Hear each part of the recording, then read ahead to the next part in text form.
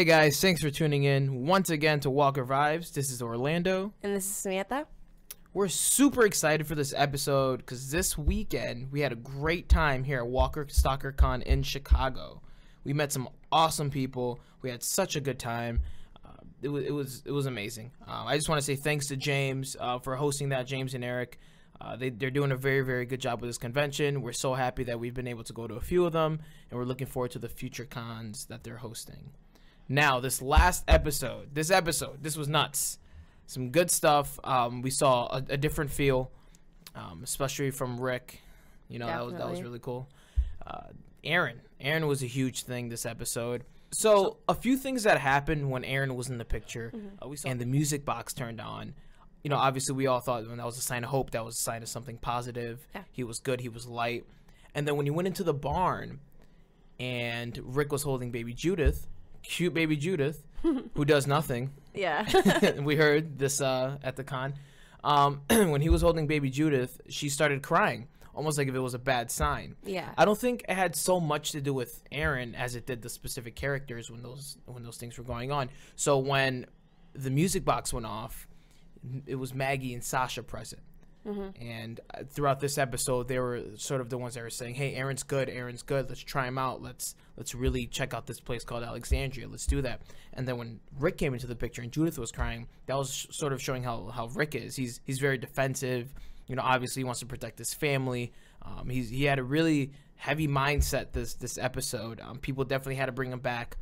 Glenn, Michonne, you said Maggie, definitely had to bring him back because he was really defensive, and that was definitely something that sort of explains him.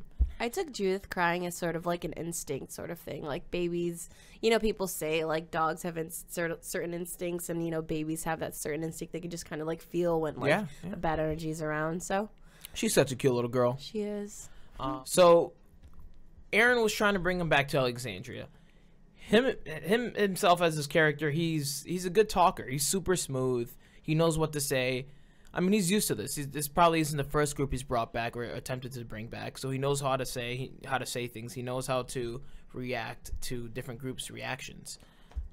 Well, he said that he kept referring like, oh, when I try to bring other groups back, or when I've been dealing with other groups. So clearly he's had experience, you know, in this field, if you say. I don't know. He's too much of a smooth talker for me. Kind of freaks me out. You think so? Yeah. He wasn't as pushy as I thought he could have been. Like, what was up? I mean, like, I get it. He didn't like applesauce. But what do you think? Like, if it was you, would you have just eaten the damn applesauce? Well, of course, but I don't think... I mean, in his defense, he didn't really have to be pushy, because if everything that he's saying is true, they're going to see it for themselves and, you know, realize what a good thing that this the whole mission was to get them there first before they can see it for themselves. Well, yeah, I guess that's where the smooth talking came in. That was him trying to coax them into getting there. The pictures. Well, as far as like, you know, Rick testing him, I would have eaten the applesauce. Oh, of course. Instantly, even if I hated applesauce. I'm like, this guy just said he's gonna put a knife through my skull. Yep, give me a huge spoon of applesauce, quick. But that was just one of those little things that they threw in to sort of add to his backstory, since he is in fact a homosexual male, and it just brought him talking about his mom trying to be manly. It was just like a note, like a side note, like, oh, okay. Mm-hmm. Yeah, he was. Now that you're bringing that up, especially when Eric came into the scene, and him being hurt, like he went from more of a not really a passive person, but from like a smooth person to you're not gonna stop me from seeing Eric tonight, from being with him, because he's the person that I love, and he's, you know, he's everything, and that seems to be something that is everyone's drive. This show, you know, Glenn, Maggie, obviously, like that's their drive. Like the only reason why I'm alive, and the only reason why I'm going to continue to live is because of my significant other. Yeah. Well, I mean, you need something to live for, you know, and that point of time, there really isn't much to look forward to. Yeah, they have the family, but, you know, you need that significant other. Yeah, exactly. Like Rick, his push obviously are his kids. Oh yeah, Carl and Judith, but overall the family. He's watching everyone, so I could see why he would be overcautious this episode rather. He has to be. Every group he's came across has been nothing but well, other than other than Herschel's farm and the first group, which was Glenn's group, other than those two groups, everyone else has really been aggressive and wanting to take what's his. Yeah. And that's a reason for him to be overcautious. He doesn't want anyone to die. He was ready to just stay in that shack for a little bit, then go to, like, he was so set and staying in that shack, that barn, and Daryl was like, yeah, this place smells horrible. I'd rather just go to Alexandria. Yeah. So I saw him. He was being very overcautious, and like I feel everyone in the situation has a right to be. But I saw two sides. I saw Rick being very overcautious versus the group not that they didn't care as much, but they're so desperate to have a safe zone and have somewhere to go. Course. I don't know. It's sort of like like being overcautious versus not being so overcautious. Well, it's hard to find that happy medium, that middle, that being able to justify when something isn't good, being able to say, well, I don't think that's good, let's not go.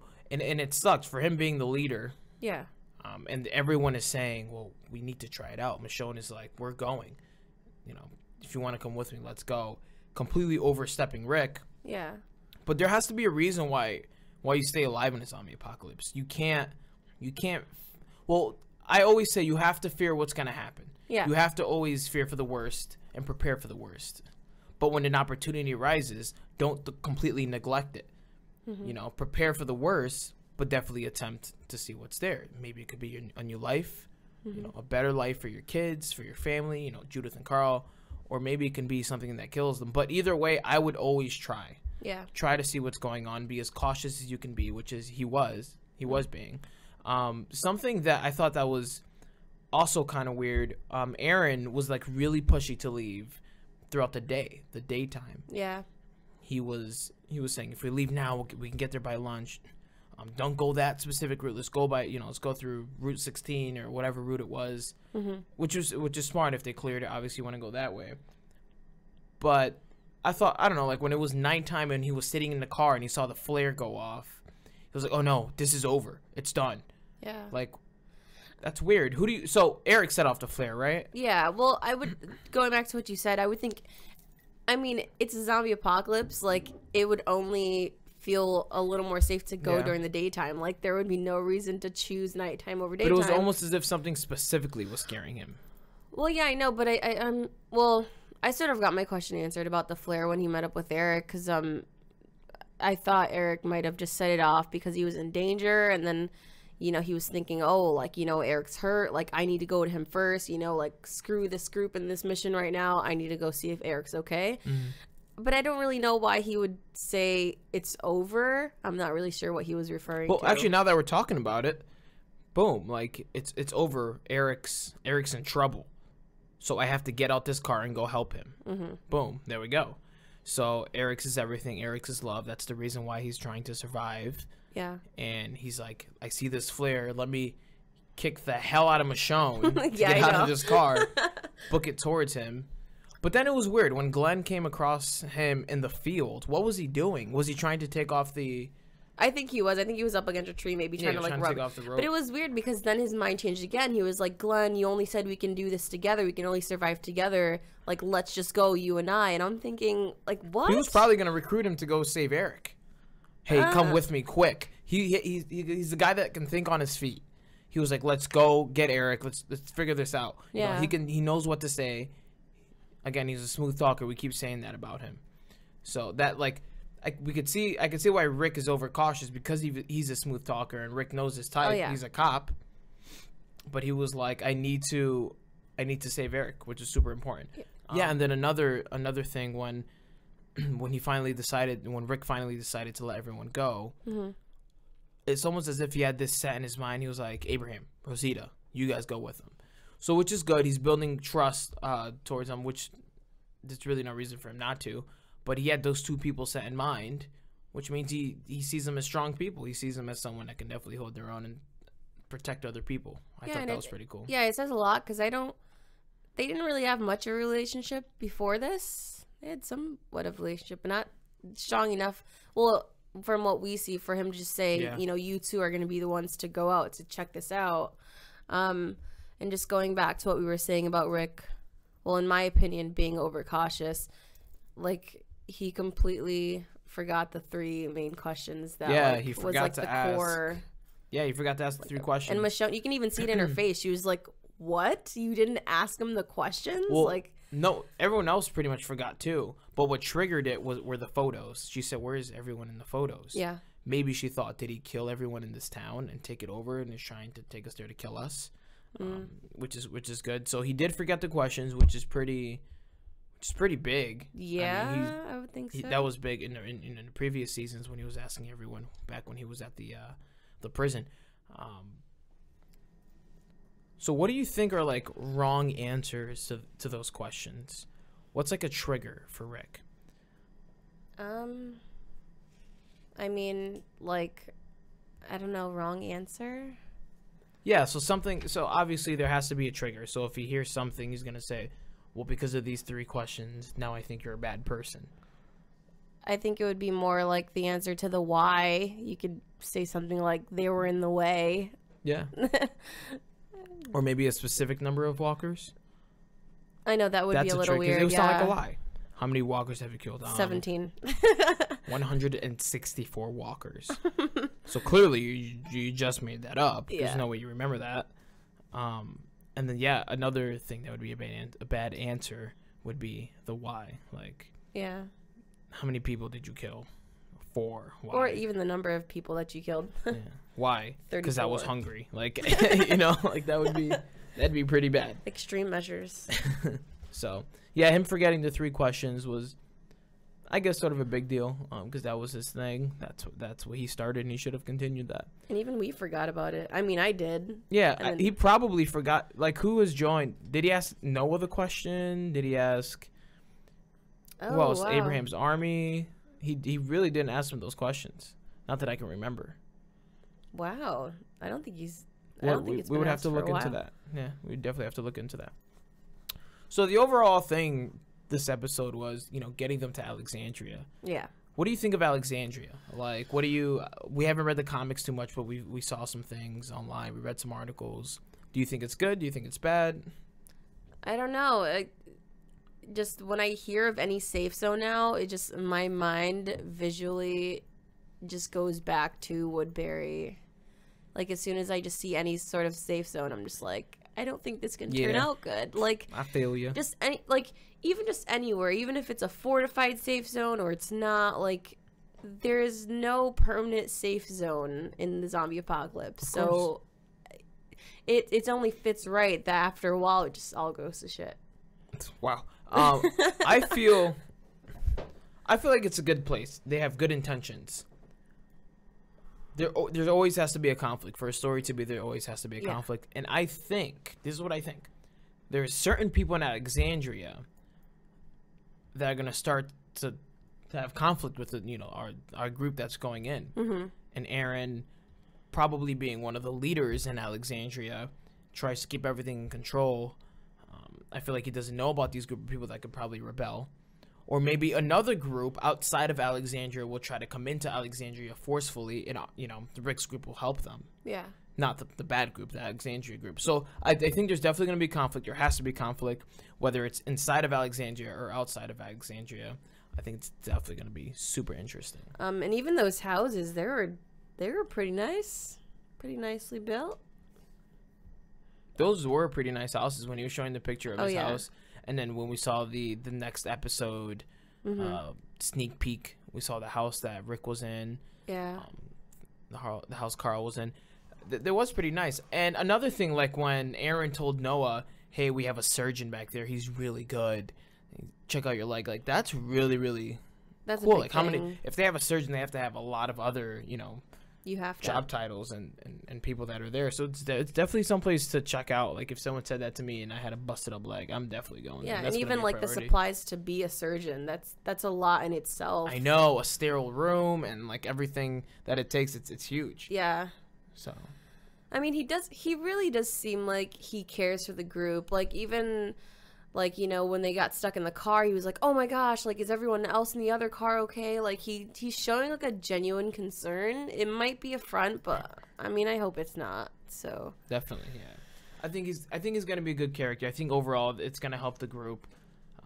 again, there always has to be conflict, and we'll see how they deal with that. I know. So I got super scared when that Walker was behind Glenn. Oh my goodness. That was too close. It was way too close. It was. I thought he bit him. I know. And we still don't, I mean, I don't know. Could have got a little lick out of him. A little lick out of him. A little bite. Nibble. And then that flare face zombie. Oh my gosh. What? That was hilarious. That It like was- lit up his whole face, and Rick just stared at him like, what? That was amazing. What else would have happened? He'd shoot a flare gun at a zombie, you know? The whole zombie catches on fire. 4th of July. Then you would have just had zombies on fire walking through a field. I know. That would have been that would have been really bad. Yeah, that would have. Definitely.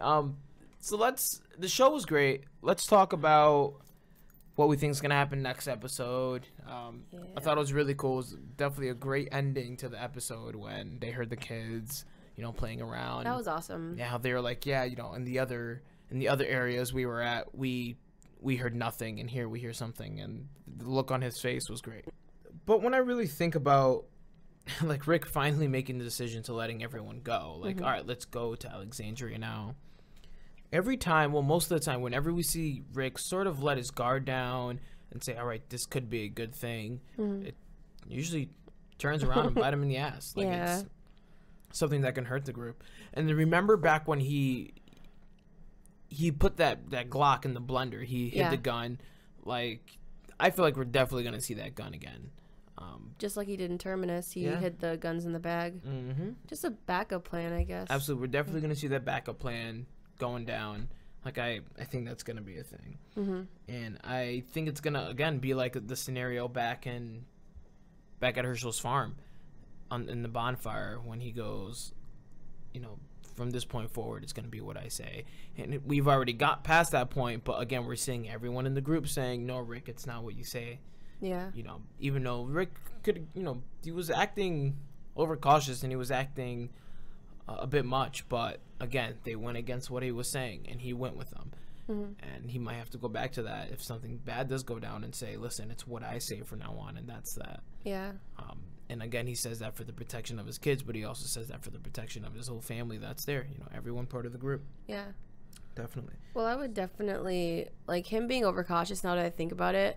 I mean, I would too. That would take a big, like, strike out of my self-confidence. Like, he's the leader of this group. There are people counting on him.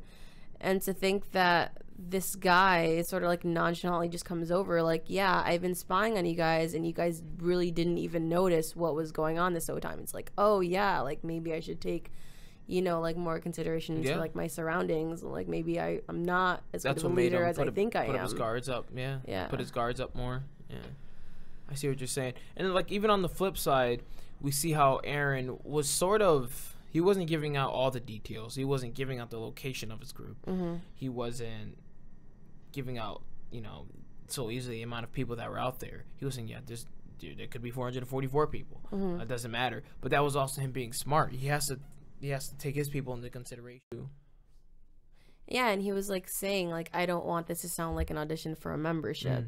Yeah, exactly. And he's also... He's making them feel like we want you here. Like, we definitely want you in our group. But again, like we keep saying, it's all about keeping your group safe.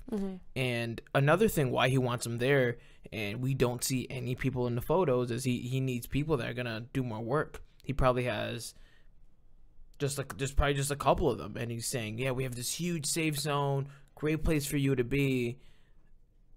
But what we're not saying is we need more people to build more walls, or we need more people that are going to really help out, Yeah, I mean, there's definitely nothing wrong with that. He saw something in the group that he thought would be a great attribute to have, like, in a community as a whole. Like when Glenn was with Abraham and they were trying to fix the RV, and it was like, oh yeah, there's another battery right there. Like, those are skills that Dale taught him. Yeah. And they brought back Dale. I know it's David's favorite character. Yeah, that was a great refresher. It was, like, yeah. oh, Dale. He didn't even mention his name, but we all knew, yeah, Dale. Yeah. So like he saw those different skills in people, and he's gonna need them, and he definitely sees that, which is really, really good. And we're just gonna have to see next episode, see what's going on, see what the new conflict's gonna be. I know, it's gonna be insane. So let's talk about this weekend. we were at WalkerStalkerCon Chicago. Woo! It was such a good time. It was our third WalkerStalkerCon.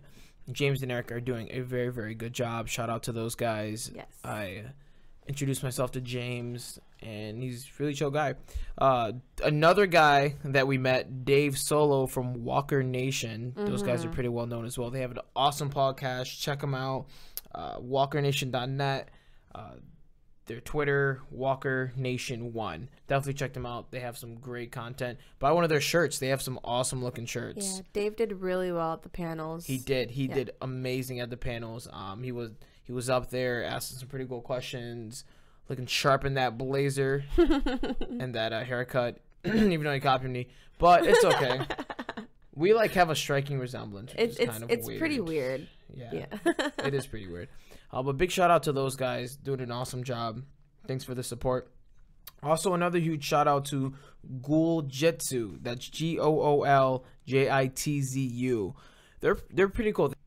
They have a self-defense technique, I guess, for defending yourself against the undead, which is really cool. Yeah. But they're real life practical skills that can help you against any attack. Yeah, and they're trying to raise awareness for overall safety, which is really cool. Not just in a zombie apocalypse, which we all know isn't really happening right now, but who knows? But they're doing a good job doing that. So check them out. It's ghouljitsu.com.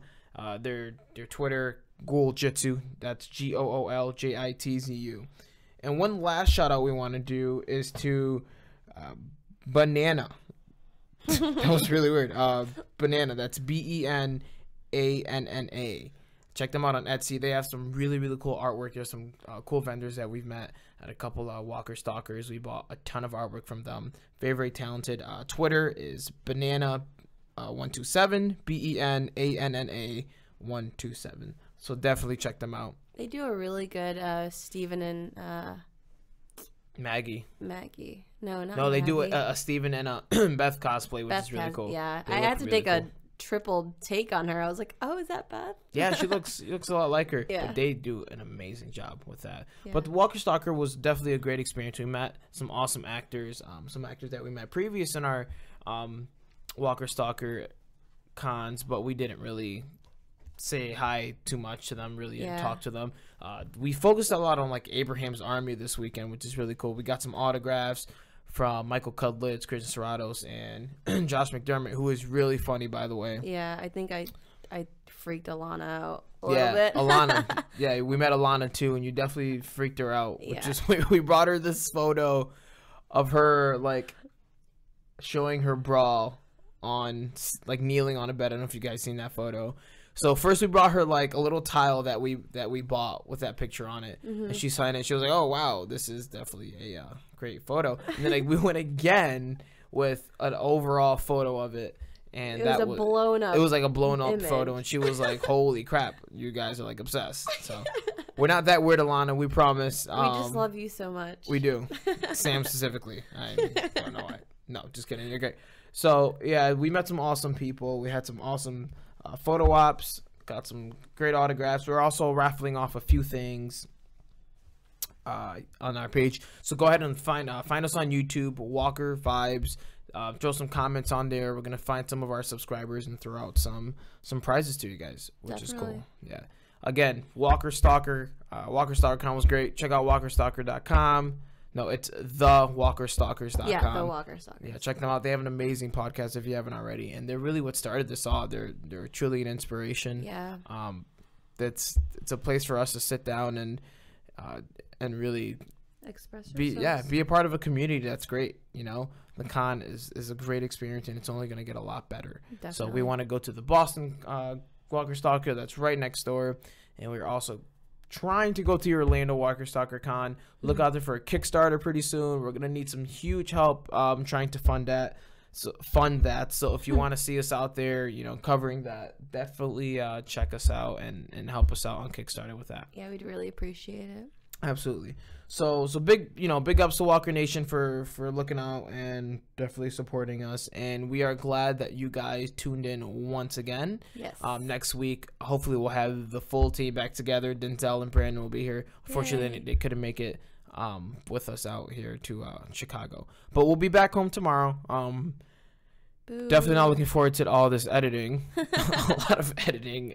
We did like 16 takes during this recording, but we're going back home tomorrow, back to work, and back to all that stuff. Back to our lives. Yes, we're another cool thing this week. We're posting another video, another podcast in the middle of the week before we have our episode reaction, which is cool. So look out for that. Again, WalkerVibes.com, WalkerVibes_ on Twitter, WalkerVibes on YouTube.